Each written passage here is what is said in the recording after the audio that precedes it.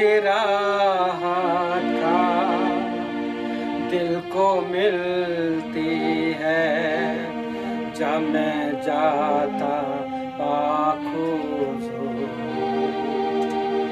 जब मैं दुआ में आता तेरे पास, तब तो करता है मसरूर।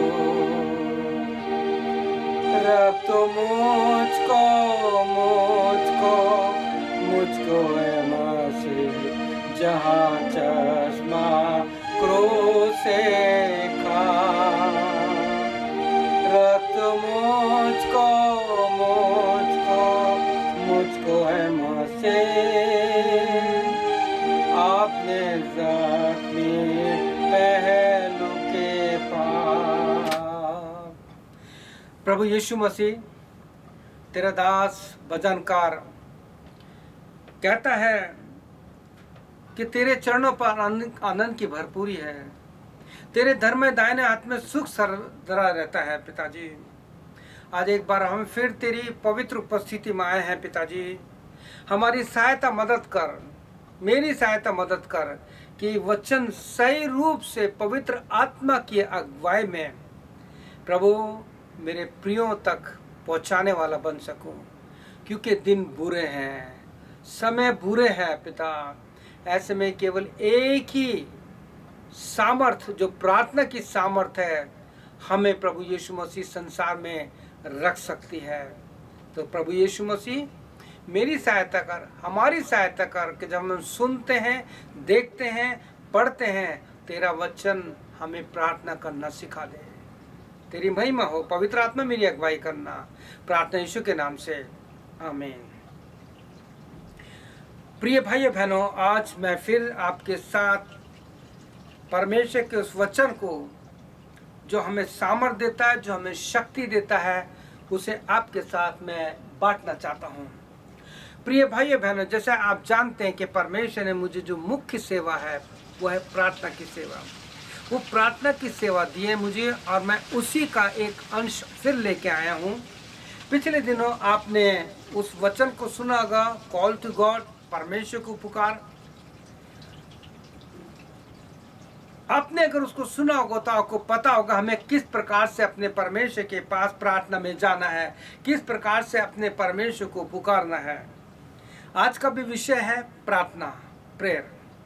तो प्रिय भाई बहनों, आज आपसे मैं कुछ बातचीत करना चाहता हूं, और वो है कि मसीह समाज के लिए या हम मसीहों के लिए, हम जो अपने आप को एक प्रभु यीशु मसीह के मानने वाले कहते हैं, हमारे लिए सबसे आसान काम क्या है बताइए? तो आप कहेंगे प्रार्थना है। कभी भी प्रार्थना कर लेते हैं, उठते बैठते सोते जागते, जब मन में आते प्रार्थना कर लेते हैं। नहीं प्रिय भाई बहनों, आज जो दौर चल रहा है, इस समय जो समय चल रहा है, मैं उसके अनुसार आपको बताना चाहता हूं कि इस समय जो दौर चल रहा है, इसमें प्रभु यीशु मसीह का वचन भरपूरी के साथ छोटे से लेके बड़े तक सब प्रभु यीशु के वचन को दे रहे हैं। इसलिए मैंने इस परमेश्वर के वचन की सेवा को बहुत कम किया है, केवल प्रार्थना के ऊपर ज़्यादा मैं जोर देना चाहता हूँ।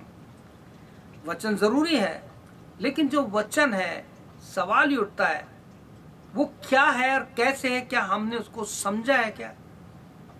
तो प्रिय भाई बहनों, आपसे प्रार्थना विनती, जब भी आप बाइबल पढ़ते हैं, पहले यिर्मयाह 33:3 के अनुसार उसे समझिए कि परमेश्वर से मांगिए कि प्रभु मुझे बताइए, जब वचन प्रचार करने जा रहा हूँ तो ये नॉलेज से नहीं होना चाहिए। आज सबके पास नॉलेज है, ज्ञान संसार का, अच्छे पढ़े लिखे हैं, हमारे पास कंप्यूटर है, कंप्यूटर पे टाइप किया, जिस विषय पे बोलना वो पूरा आ जाता है, ट्रांसलेट किया और लिखा और 4 बातों को बोल दिया है। उसमें परमेश्वर तो काम करेगा, क्योंकि परमेश्वर के वचन में यशायाह 55:11 के अनुसार वो वचन जो यीशु मसीह कभी खाली नहीं जाता, अपने वचन को पूरा काम करने देता है। ऐसे में प्रिय भाई बहनों, जो बहुत आसान काम हो गया आजकल, तो बहुत लोग पता नहीं क्या क्या प्रचार करते हैं, समझ में नहीं आता मुझे। तो आपसे प्रार्थना विनती है, अगर आपको सच्चा प्रभु का मैसेंजर बनना है, सुसमाचार प्रचारक बनना है, तो प्रार्थना कीजिए। जो सबसे मुश्किल काम है मसीह समाज के लिए, जो सबसे मुश्किल काम है वो प्रार्थना करना। ग्रुप में तो हम बहुत प्रार्थना करते हैं, खड़े हो जाते हैं और प्रार्थना करते हैं और यही सोचते हैं कि मेरा नंबर कब आएगा, और बड़े अच्छे शब्दों में और बड़े मीठे शब्द में हम प्रार्थना करते हैं। लेकिन प्रिय भाई बहनों, ये प्रार्थना जो है ना बहुत मुश्किल है। तो आज हम इसी विषय पर विचार करेंगे कि प्रार्थना करना मुश्किल क्यों है, सवाल ये उठता है। तो इसका जो पवित्र आत्मा ने मुझे लिखवाया है, जो मैंने मनन किया है, काफी मनन के बाद करीब 2-3 हफ्ते मैंने इसके लिए प्रार्थना की है कि प्रभु इसको जब मैं अपने प्रियजनों को जो होप इन फेथ मिनिस्ट्री से जुड़े हुए हैं, जो मेरे प्रिय भाई बहन हैं, मेरे श्रोता हैं, उन तक ये वचन पहुंचे ताकि उन्हें पता लगे कि प्रार्थना क्यों मुश्किल है। क्योंकि प्रिय भाई बहनों, जिन लोगों की प्रार्थना करने की आदत नहीं है वो प्रार्थना में सो जाते हैं। पवित्र शास्त्र बाइबल से जो स्क्रिप्चर रीडिंग है आज मैं आपके लिए पढ़ना चाहता हूं, वो प्रेरितों के काम उसका 20 अध्याय उसका 7 से लेके और 9 वचन तक मैं आपके लिए पढ़ूंगा। आज का बाइबल पाठ जो मैंने आपके लिए लिया है प्रार्थना के संबंध में, वो इसी से लिया है, the acts of the apostle chapter 20 versus 7 to 9। यहाँ लिखा है, सप्ताह के पहले दिन जब हम रोटी तोड़ने के लिए इकट्ठे हुए तो पौलुस जो दूसरे दिन चले जाने पर था उसने बातें की और आधी रात तक बातें करता रहा। 8वां वचन, जिस अटारी पर हम इकट्ठे थे, अपर रूम में इकट्ठे थे, उसमें बहुत दिए जल रहे थे और युस्तुखुस नाम का एक जवान खिड़की पर बैठा था। जवान लोगों को ज्यादा नींद आती है। खिड़की पर बैठा था, गहरी नींद से झुका रहा था, और जब पौलुस देर तक बातें करता रहा तो वह नींद में झोंके में तीसरी अटारी से गिर गया और मर गया। हम आज इस समय आत्मिक रूप से प्रार्थना के लिए मरते जा रहे हैं।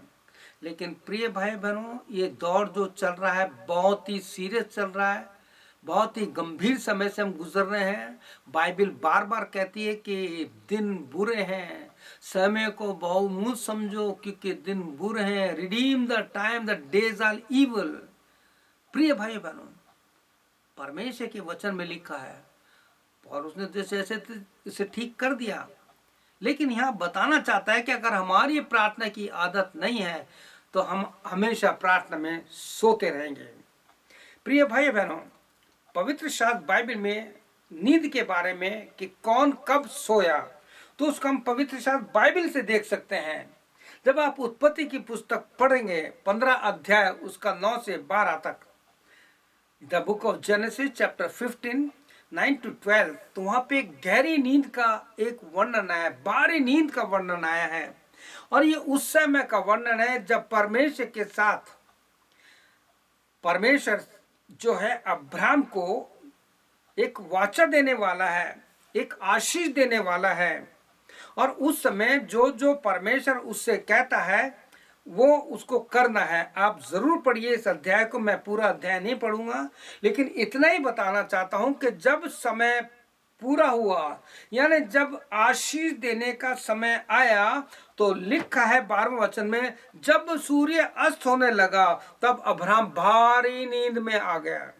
उसको बहुत गहरी नींद आ गई और देखो अत्यंत भय और अंधकार ने उसे छा लिया। प्रिय भाई बहनों, कभी कभी होता क्या है, हमारी प्रेयर चल रही है, ग्रुप की प्रार्थना चल रही है, लेकिन होता क्या, जब आशीष का समय आता है हमें नींद आ जाती है, हम सो जाते हैं। बाइबल में ढूंढिए कौन कौन सोए, बहुत से, मैं कुछ ही बातों को आपके सामने रखूंगा, सारी बातें नहीं बताऊंगा, ये तो आपको क्लू मिल गया। आप बाइबल में ढूंढिए कौन कौन सो गए और सोने के कारण उनको क्या नहीं मिला। परमेश्वर के वचन में जब मत्ती 26 अध्याय पढ़ेंगे तो ये उस समय का वर्णन है जब यीशु मसीह के पकड़ाए जाने का समय आ गया है। प्रभु यीशु मसीह ने चेलों के साथ भोज खाया और चेलों को सब कुछ समझाया, और उस समय तो आप जानते हैं कि किस प्रकार से पतरस ने कहा था, हम तो तेरे साथ मरने के लिए भी तैयार हैं, और भी चेलों ने कहा होगा। अब होता क्या है, जब यीशु मसीह चेलों को लेके गया तो 11 चेले हैं इस समय, यहूदा तो चला गया। तो प्रभु यीशु मसीह ने 8 चेलों को दूर छोड़ दिया। अब ये वो लोगों को बताता है, ये उन लोगों को बताता है जिनकी प्रार्थना की बिल्कुल आदत नहीं है, जो संसारिक रूप से अपने आप को बिल्कुल सुस्त बनाए हुए हैं। तो 8 चेलों को प्रभु ने दूर खड़ा कर छोड़ दिया। फिर पतरस, याकूब, यूहन्ना जो हमेशा यीशु के साथ रहते थे, उन चेलों को प्रभु यीशु ने लहा और उनसे कहा मेरे साथ जागते रहो। कहने का मतलब मेरे साथ जागते और प्रार्थना करते रहो। 26:41 में लिखा है कि जागते और प्रार्थना करते रहो कि तुम परीक्षा में ना पड़ो। और यीशु मसीह खुद आगे बढ़ करके मुंह के बल गिर करके वो जो प्रार्थना कर रहा है, इसको आप मत्ती 26 में पढ़िए। आप पढ़िए। आप इसी चैप्टर ने मेरे जीवन में प्रार्थना की सेवा दी। वो अलग बात है, लेकिन मैं इतने बताना चाहूंगा, इस चैप्टर से, इस अध्याय से मुझे प्रार्थना करने की एक सेवा मिली है। अब यहाँ पे हम देखते हैं कि प्रभु यीशु मसीह ने जब आके देखा तो चेले जो थे सो गए, और चेले सो गए तो प्रभु यीशु मसीह ने उनसे आके तुम मेरे साथ थोड़ी देर भी नहीं जाग सके, एक घड़ी भी ना जा सके? जागते प्रार्थना करते रहो कि तुम परीक्षा में न पड़ा। देखो आत्मा तो तैयार है लेकिन शरीर दुर्बल है। हमारा शरीर बहुत आपके और हमारे शरीर में वो कमजोरी है जो प्रार्थना से हमें दूर रखेगी। आप जब पढ़ेंगे गलतियों 5 अध्याय उसका 19 वचन लिखा है कि आत्मा शरीर के विरोध में, शरीर आत्मा के विरोध में काम करता है, हमेशा इनमें झगड़ा होता रहता है। लेकिन प्रभु यीशु मसीह का एक वचन जो उसने यूहन्ना 6 और 63 में कहा है, आत्मा तो जीवनदायक है, शरीर से कुछ लाभ नहीं है। मैंने जो तुम्हें वचन दिए वो आत्मा भी है और जीवन भी है। तो हमें इस जीवन को लेने के लिए आत्मा में जागृत रहना है और प्रार्थना में बराबर लगे रहना है, क्योंकि प्रभु यीशु ने प्रार्थना के विषय में बहुत कुछ सिखाया है। प्रभु यीशु ने मत्ती 21:22 में कहा जो कुछ तुम प्रार्थना में विश्वास से मांगते हो प्रतीति करो, तुम्हें मिल गया। मरकुस 11 में भी यही लिखा है। प्रभु यीशु मसीह ने लूका 18:1 में साफ कहा है कि नित्य प्रार्थना करना और हिया मत छोड़ना। और पौलुस ने भी इसी प्रकार से कहा है, पहला थिस्सलुनीकियों के उसका 5 अध्याय उसके 17 वचन में कहता है प्रे विदाउट सीजन, निरंतर प्रार्थना करते रहो। और वही बात प्रभु यीशु मसीह ने चेलों से कहा तुम मेरे साथ एक क्षण भी नहीं जाग सके। और फिर यीशु मसीह चला गया, दोबारा आके देखा तो सोते पाया। जब तीसरी बार यीशु मसीह आया तो उनसे कहा अब तुम सोते रहो, विश्राम करो। देखो घड़ी आ पहुंची की, देखो समय आ गया मेरे भाई और बहनों, समय आ गया प्रभु यीशु मसीह के आने का। प्रभु आपको जगाना चाहता है, कहता है हे सोने वाले जाग और मुर्दों में से जी उठ, तो मसीह की ज्योति तुझ पर चमकेगी। प्रार्थना में हमें जागना है, प्रार्थना में हमें तैयार होना है। प्रिय भाई बहनों, ज्यादा से ज्यादा अपने जीवन की वेदी पर प्रार्थना की आग लगानी है। कहीं ऐसा ना हो कि जब आशीष देने का समय आया, लिखा है अब्राहम गहरी नींद में चला गया, और लिखा है सूर्य अस्त होने लगा और अब्राहम गहरी नींद में चला गया और अत्यंत भय छा गया और अंधकार ने उसे घेर लिया। जब प्रार्थना की कमी हमारे जीवन में आएगी तो संसारिक अंधकार हमें पाप में डाल देगा, उन आशीषों से वंचित कर देगा जो हमें मिलने वाली है। प्रिय भाई बहनों, पवित्र शास्त्र बाइबल में प्रभु यीशु मसीह के अनुसार जो प्रभु यीशु मसीह ने सिखाया है वो आपको पवित्र आत्मा बताना चाहता है कि प्रार्थना के 3 स्टेज हैं। There are 3 main stage in prayer. प्रार्थना में 3 मेन स्टेज हैं, 3 स्टेप्स यानी कदम हैं जो हमारे जीवन में होने चाहिए। जो सबसे पहले आपको मिलेगा मत्ती 6 अध्याय में, जहां प्रभु यीशु ने कहा जब तू प्रार्थना करे तो अपने, जब तू, देखिए प्रिय भाई एक बात और बताना चाहता हूं, जब आप बाइबल पढ़ते हैं और जब आया तू, तेरा, तुम्हें, तो परमेश्वर को देखिए कि परमेश्वर डायरेक्ट आपसे कह रहा है कि तू, तेरा, तुम्हारे। तो लिखा है कि प्रभु यीशु ने कहा जब तू प्रार्थना करे तो अपने कमरे में जा, अपनी कोठरी में जा। और इसी के साथ एक वचन बहुत सुंदर जो प्रभु यीशु याद दिला रहा है, वो है यशाया की पुस्तक उसका 1 अध्याय 18-19 में प्रभु यीशु मसीह is willing to fellowship with you. वो आपके साथ संगति करना चाहता है, कहता है आओ हम आपस में बातचीत करें, आओ हम आपस में चर्चा करें। लेकिन प्रभु कहता है उसके लिए तुम्हें एक शर्त है कि you should be A obedient child, एक आज्ञाकारी बालक के समान, जैसा मत्ती 6 में प्रभु यीशु चाहता है। तो यहाँ एकांत की प्रार्थना है जहां प्रभु यीशु चाहता है कि आप प्रभु यीशु के साथ एक आत्मा हो जाए, और जब ऐसा होगा तो वो आशीष जो अब्राहम के समय में नहीं मिली आपको देना चाहता है, क्योंकि दिन बुरे हैं। तो पहली प्रार्थना का स्टेप्स है वो है एकांत की प्रार्थना। दूसरा प्रिय भाई बहनों, इस वचन में हम इस चीज को भी देख सकते हैं कि प्रार्थना एक तरह की आग है। बाइबल में आग बताए गए प्रार्थना, प्रेरित 2 में भी लिखा है कि आग की जुबान उन पे फट आ गई उनके ऊपर। लेकिन लेवी व्यवस्था उसका 6 अध्याय 12-13 में लिखा है कि बेदी पर, ये जो हमारी ये बेदी है ना, हमारा हार्ट जो है ना एक तरह का ऐसी बेदी है कि जब तक ये चल रहा है हमें इसको इस्तेमाल करना है, सांस का इस्तेमाल कर लो प्रार्थना के लिए। तो कहता है कि बेदी पर निरंतर आग जलती रहे, वो कभी ना बुझने पाए। आप लेवी व्यवस्था की पुस्तक उसका 6 अध्याय 12-13 पर निशान लगा लेना और अपने जीवन में इस प्रार्थना करने की आदत को डाल लेना। दूसरी, प्रभु यीशु के अनुसार प्रार्थना के लिए दूसरा कदम क्या है, वो है मत्ती रचित सुसमाचार उसका 18 अध्याय 19वां वचन, जहां पे इस प्रकार लिखा है कि 2 जन की प्रार्थना है। इसे बताया 2 जन 2x2 की। आप पढ़िए, यीशु मसीह ने जब भी चेलों को भेजा तो 2-2 करके भेजा। प्रेरितों का काम 1 अध्याय पढ़े, वहां पे 2-2 की जोड़ी है। किस प्रकार से प्रभु यीशु मसीह 2 को इसलिए रखना चाहता है क्योंकि जब सबोपदेशक में लिखा है 1 से 2 अच्छे हैं, 2 आर बेटर देन 1, क्योंकि एक जब गिरता है तो दूसरा उसको उठाता है। ये पति और पत्नी पे भी लागू होती है, ये बहन और भाई पे भी लागू होती है, ये पास्टर और कलीसिया पे भी लागू होती है।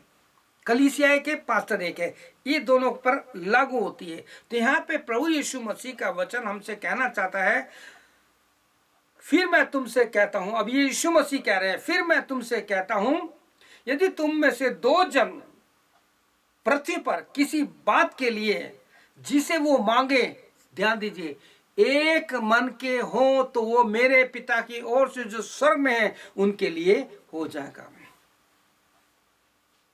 मुख्य बात जो आपको बताना चाहता हूं वो ये है कि परिवार में पति और पत्नी 2 जन हैं, लेकिन आज के समय पर माहौल चेंज हो चुका है। ये जो मोबाइल आ गया ना, रात को पति और पत्नी की नींद को इसने ले लिया है। प्रिय भाई और बहनों, मैं आपको बताना चाहता हूं, जब रात को मैं सोता हूं तो ऑडियो बाइबल लगा करके, हेडफोन लगा करके सोता हूं, दिमाग में बाइबल घुस जाती है। प्रिय भाई और बहनों, एक और तरीका मैं आपको बताना चाहता हूं जो मैंने अपने मैसेज में, और जो मैं इंडिया में था तब भी मैंने समझाया था। मैं आपको दिखाना चाहता हूं कि जब आप अपना मोबाइल खोलते हैं तो आपने देखा होगा कि आपके मोबाइल में ये व्हाट्सएप है, ये आपके मोबाइल में ये व्हाट्सएप है, आपको दिखाई दे रहा है। मैं क्या करता हूं, जब बस में होता हूं, कहीं भी होता हूं, तो मैं इन पे उंगली रुक के इनको चेंज करता रहता हूं और इन पे उंगली रख करके इनके लिए प्रार्थना करता हूं, प्रभु दिन बुरे हैं, इनको अपने आगमन के लिए तैयार कर। जब मैं बस में हूं या प्लेन में हूं या रास्ते में हूं, कहीं भी हूं, मैं इस प्रकार से इसका समय का उपयोग करता हूं। सोने से भी पहले ही करता हूं। और अगर जब मेरे को समय नहीं मिलता तो मैं क्या करता हूं, व्हाट्सएप खोलता हूं, इस पे हाथ रखता हूं और कहता हूं प्रभु जितने भी मेरे कांटेक्ट हैं व्हाट्सएप में या मेरे फोन में, इन सब को तू अपने न्याय के दिन के लिए तैयार कर। ये तो सब जानते हैं प्रभु यीशु मसीह आने वाला है। अरे आएगा तो क्या होगा, क्या हम उसके फाइनल जजमेंट के लिए तैयार? Are you ready for the final judgement? जब प्रभु यीशु मसीह स्वर्ग का दरवाजा खोलेगा और उस समय हमारा न्याय होगा, कौन अंदर जाएगा? प्रभु प्रभु करने वाले तो कोई नहीं जाएंगे, ऐसा बाइबल में यीशु ने कहा है। मत्ती 7 अध्याय 21 से 23 पढ़ लेना। तो कौन जाएगा? वही जाएगा जो मेरे पिता की इच्छा पर चलता है। यूहन्ना 13:17 में लिखा है, तुम तो ये बातें जानते हो, उन पर चलो तो धन्य है। प्रकाशित 1:3 में भी लिखा है कि जो परमेश्वर के वचन को पढ़ता है बहुत बड़ी अच्छी बात है, जो सुनता है बहुत अच्छी बात है, लेकिन उससे भी बड़ी बात है जो उसके अनुसार चलता है वो धन्य है। He is more blessed. प्रिय भाई बहनों, ये प्रार्थना के लिए बता रहा हूं मैं आपको कि हमें अपने आप को तैयार करना है किस प्रकार से पति और पत्नी को एक मन होना है, एक मन होना है। लेकिन आज के समय में नौकरी के कारण थक जाते हैं, एक मन है, तो पति की जिम्मेवारी होती है कि उनको उठाए। मैं करता हूं जब सुधाती उनके सर पे हाथ रख के प्रार्थना करता हूं, करके देखिए, प्रभु आपको आशीष देगा। प्रिय भाई बहनों, तो दो जनों का एक मन होना बहुत जरूरी है। अब आप कहेंगे जी अगर हम दो जन एक मन के नहीं तो क्या करें? आज मेरे पास बहुत से ऐसे नाम हैं जिनके लिए प्रार्थना करता हूं। पति और पत्नी में जो है सेपरेशन हो चुका है, और पति विश्वासी तो पत्नी नहीं है, पत्नी विश्वासी है तो पति नहीं है। तो ऐसे में आपको क्या करना है? प्रभु यीशु मसीह के पास आइए और कहिए, प्रभु यीशु मसीह, मैं तुझसे 2x2 में मैं तुझे अपना प्रार्थना का सहयोगी बनाना चाहता हूं। मैं चाहता हूं कि हम दोनों मिलकर के प्रार्थना करें। यूहन्ना 17 अध्याय के अनुसार, यीशु तू मेरे लिए प्रार्थना कर। प्रभु यीशु मसीह जो मैं लोगों के लिए प्रार्थना कर रहा हूं तो वो आशीष दे, ताकि उसके द्वारा बहुतों को आशीष मिले। सिंपल बात। तीसरी प्रार्थना का जो स्टेप्स है वो है सामूहिक प्रार्थना, ग्रुप प्रेयर। इसमें प्रभु यीशु मसीह ने एक बात कही है, एक मन की बात नहीं कही है। अब इसको आपको समझना बहुत जरूरी है, जो मैं आपको बताना चाहता हूं, जो पवित्र आत्मा ने लिखा है वही बताना चाहता हूं। समूह या ग्रुप की प्रार्थना जो है मत्ती 18:20 में लिखा है, क्योंकि जहां 2 या 3 या उससे ज्यादा मेरे नाम से इकट्ठे होते हैं मैं उनके बीच में होता हूं। प्रभु यीशु मसीह के नाम से जब हम जमा होते हैं तो प्रभु यीशु मसीह वहां हमारे बीच में है। अब प्रभु यीशु मसीह जब हमारे बीच में है तो क्या होता है? ये प्रार्थना यीशु के नाम से तो होती है, और यीशु भी अपने वचन के कारण मौजूद है, परंतु शोर और अव्यवस्था के कारण ज्यादातर हमारी प्रार्थनाएं रुक जाते हैं। क्योंकि ऐसी प्रार्थना जब हम करते हैं, किसी का मोबाइल आ गया तो मोबाइल उठा के चले गए। मैंने देखा चली कलीसियाओं में, प्रभु यीशु मसीह से भी बड़ा कोई दुनिया में है? आप बताइए। प्रधानमंत्री से भी, प्रेसिडेंट से भी बड़ा कोई है? यीशु मसीह से बड़ा कोई है? कोई नहीं है। तो जब आप प्रार्थना में इकट्ठे होते हैं, बिल्कुल बंद कर दीजिए इसे, बिल्कुल बंद कर दीजिए। ये बिल्कुल नहीं चलना चाहिए। इसने हमारी नींद ले ली, इसने हमारा समय सारा ले रखा है। मैं इसलिए लेके रखा है, इसको बंद कर रखा है, ताकि मैं आपको बताऊं कि किस प्रकार से व्हाट्सएप पे जो नाम है उनके लिए प्रार्थना कर सकते हैं। ये सब इसलिए रखा है मैंने।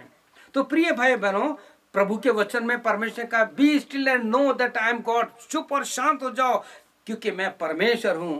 और जब ऐसा होता है तो प्रिय भाई बहनों, हमारी प्रार्थना में बहुत रुकावट आती है। और इस ग्रुप की प्रार्थना में एक बात और बताना चाहता हूं, सब लोग एक मन के नहीं होते हैं। कुछ लोग टाइम पास करने के लिए आते हैं, कुछ लोग कहते हैं कि चलो संगति में हम उनका साथ देने आते हैं। कल को लोग ये नहीं कहे देखो प्रार्थना की थी, बुलाया था, आए नहीं। तो प्रिय भाई मैंने ऐसी प्रार्थना प्रभु के पास बहुत कम पहुंचती है। मैं एक ज्यादातर इस बातों में देखता हूं कि जब मसीह समाज के लोग दुख और तकलीफ, बीमारी की चिंता करते, जब वो आएगी तब हम प्रार्थना करेंगे। बहुत से लोग हैं जिनों के साथ मैंने प्रार्थना में समय बिताया और वो ठीक हो गए। होता क्या है कि जब हम ठीक हो जाते हैं ना, तो हम लोग, हमारे लोगों जीवन में लापरवाही आ जाती है, हमारे जीवन में इधर उधर की बातें आ जाती हैं। प्रिय भाई बहन, जब आप किसी के साथ प्रार्थना की चेन बनाते हैं, जब आप किसी के साथ संपर्क करते हैं, तो उसमें चेन में टूटनी चाहिए। अगर आपके गेस्ट आ गए तो उनसे बोलिए कि दे भाई, अगर आप चाहते हो मेरे साथ प्रार्थना में, क्योंकि मेरे मैं फोन प्रार्थना में जुड़ रहा हूँ, जुड़ी हुई हूँ, अगर आप चाहते हो कि मैं प्रार्थना कर रही हूँ, आप भी जुड़ जाइए, या फिर अलग चले जाइए। घर के लोगों से कहिए, आप इनसे बात कीजिए। प्रिय भाई बहन, आने वाले दिनों में how to start prayer ministry, इस पे मैं छोटा सा एक अध्ययन देने वाला हूँ, या सेमिनार टाइप में देने वाला हूँ मैं। क्योंकि मैंने ये जो मिनिस्ट्री शुरू की है फोन की, फैमिली प्रेयर ऑन फोन, मेरे साथ बहुत लोग जुड़े हुए हैं। इंडिया में बहुत लोग हैं, कनाडा में एक परिवार है और अमेरिका में भी है। तो इनके साथ मैं क्या करता हूँ, उनको फोन करता हूँ। वो लोग जब अपने, क्योंकि सबके टाइम बंधे हुए हैं, तो उनके लिए प्रार्थना करता हूँ। कुछ फोन मेरे पास आते हैं, कहते हैं कि please I am ready for prayer please call मी। तो मैं उनको कॉल करता हूँ। तो उस समय होता है घर में 2-3 जने जितने भी हैं सब इकट्ठे हो जाते हैं। तो पहले मैं उनका हाल चाल पूछता हूँ, फिर उसके बाद उनको प्रभु के छोटे से वचन के द्वारा करता हूँ। फिर कहता हूँ आइए हम प्रार्थना करें। तो फिर वो बारी बारी से प्रार्थना करता है और अंत में मैं प्रार्थना करके गुड नाइट या प्रभु का धन्यवाद कहके हम बंद कर देते हैं। इस प्रकार से जो प्रार्थना शुरू की है फैमिली प्रेयर ऑन फोन, ये प्रभु उसके द्वारा बहुत लोगों को आशीष दे रहा है। प्रिय भाई बहनों, जब आप इन सारी बातों को अपने जीवन में करेंगे तो प्रभु यीशु मसीह आपको अपने जीवन में बहुत आशीष देगा। Still we have time. प्रभु यीशु मसीह ने हमें भी समय दे रखा है। आप जानते हैं लूका 13:8 में क्या लिखा है? लूका 13:8 में लिखा है कि वन मोर टाइम, प्रभु ने आपको एक समय और दिया है। लूका 13 पढ़िएगा, 1 से 8 तक पढ़ेंगे तो आपको बहुत अच्छा लगेगा। जहाँ पे आपको ये बात मिलने को मिलेगा कि कैसे एक अंगूर की बारी है, वहाँ पे अंजीर का पेड़ है, जगह घेर रखी है। आज से बहुत से लोग उन्हें जबरदस्ती कलीसिया में जगह घेर रखी है, ना तो खुद काम करते ना काम करने देते हैं, और फलवंत कलीसिया नहीं बन पाती। प्रभु यीशु मसीह आपको कहना चाहता है एक समय और तुमको दिया, 1 वर्ष और दिया। जिन लोगों ने अपना बर्थडे बना लिया, प्रभु आपको एक समय और दे रहा है। अपने आप को जांचिए और परखिए, क्या आपके रिलेशन आपके पास्टर से, क्या आपके रिलेशन आपके संबंध आपके बहन भाइयों से ठीक है? अगर कोई सेवक, प्रभु का सेवक सुन रहा है, अगर उसके कलीसिया में किसी से संबंध अच्छे नहीं है, परिवार में नहीं है, तो प्रिय भाई बहनों, प्रभु यीशु कहता है कि अपनी बेदी पर छोड़ दे और पहले जाके उससे मेल मिलाप कर। आपको और मुझको एक दिन स्वर्ग के सिंहासन के सामने न्याय के दिन खड़ा होना है। हमें प्रार्थना तो करते हैं, लेकिन किस प्रकार की प्रार्थना करते हैं? फकी फरीसी के समान प्रार्थना नहीं करनी है। टूटा मन परमेश्वर को ग्रहण योग्य है। परमेश्वर हमारे टूटे मन को चाहता है। मत्ती 7:7 में लिखा है keep on asking, keep on asking. प्रिय भाई बहनों, मांगो तो तुम्हें दिया जाएगा, ढूंढो तो तुम पाओगे। Keep on asking and you will receive that you ask for. Keep on asking and you will find. Keep you knocking that door will be open. Keep on asking, asking, continue प्रार्थना। जैसे आपकी सांस चल रही है ऐसे ही प्रार्थना होनी चाहिए। प्रिय भाई बहनों, प्रेरित हो उसका 4:12 में लिखा है कि किसी दूसरे के द्वारा उद्धार नहीं है, केवल यीशु ही जो आपको उद्धार दे सकता है, यीशु ही जो आपको प्रार्थना का जवाब दे सकता है। दुनिया में बहुत कुछ हो रहा है, अब समय है, अब हमारे लिए नींद से जागने का समय आ गया है। क्या आप चाहते हैं कि आपका जीवन प्रार्थना का जीवन हो जाए? तो प्रभु यीशु के पास कमरे में जाइए, और जैसे यूहन्ना लूका 11 में लिखा है, और कहिए lord Jesus I don't know how to pray, lord teach me prayer, how to pray, lord मुझे प्रार्थना करना सिखा। तब प्रभु कहेगा अच्छा तू प्रार्थना करना चाहता है, ले मैं तेरे को वो पवित्र आत्मा देता हूँ जो रोमियो 8:26 में लिखा है, क्योंकि मुझे पता है तुझे प्रार्थना करने नहीं आती, लेकिन पवित्र आत्मा तेरी प्रार्थना करने में सहायता करेगा। वो रोएगा, वो मिट्टी बिचवई का काम करेगा, वो इंटरसेसरी करेगा, लोगों के लिए विनती करेगा। आप मांगिए प्रभु से, lord Jesus teach me how to pray. आइए प्रार्थना करते हैं। धन्यवाद यीशु मसीह आज के दिन के लिए, इस प्रार्थना के संदेश के लिए जो तूने मुझे दिया, बहुत सीधे साधे शब्दों में लोगों को बताया है। प्यारे प्रभु, चाहता हूँ कि लोगों के जीवन में प्रार्थना की आग लग जाए, उनकी इस बेदी पर आग इतनी जले कि कभी बुझने ना पाए, आखिरी सांस तक प्रार्थना करते रहे। जैसे विलियम टिंडेल प्रभु यीशु मसीह, जिसको जिंदा जला दिया गया, लेकिन वो प्रार्थना करता रहा, महिमा करता रहा। प्रभु यीशु मसीह हमारे जीवन को ऐसे बना दे। मैं तमाम हमारे बहन भाई, बड़े बूढ़े बुजुर्ग जवान सबको तेरे हाथों में सौंपता हूँ। उनको जगा पिता, जैसे तूने चेलों से कहा, क्या तू मेरे साथ एक घड़ी भी नहीं जा सके? प्रभु यीशु, अब समय आ गया है कि हमें प्रार्थना के लिए जागृत होना है। सारी महिमा तुझे देता हूँ, और इस प्रार्थना को हमारे प्रभु उद्धारकर्ता यीशु मसीह के नाम से मांगते हैं, आमीन। प्रिय भाई बहनों, प्रभु यीशु आपको आशीष दे, आपकी सहायता करे कि आपके जीवन में प्रभु अपने काम को करे। आमीन और फिर आमीन। यीशु की शांति आपके साथ बराबर है। आमीन, आमीन और फिर आमीन।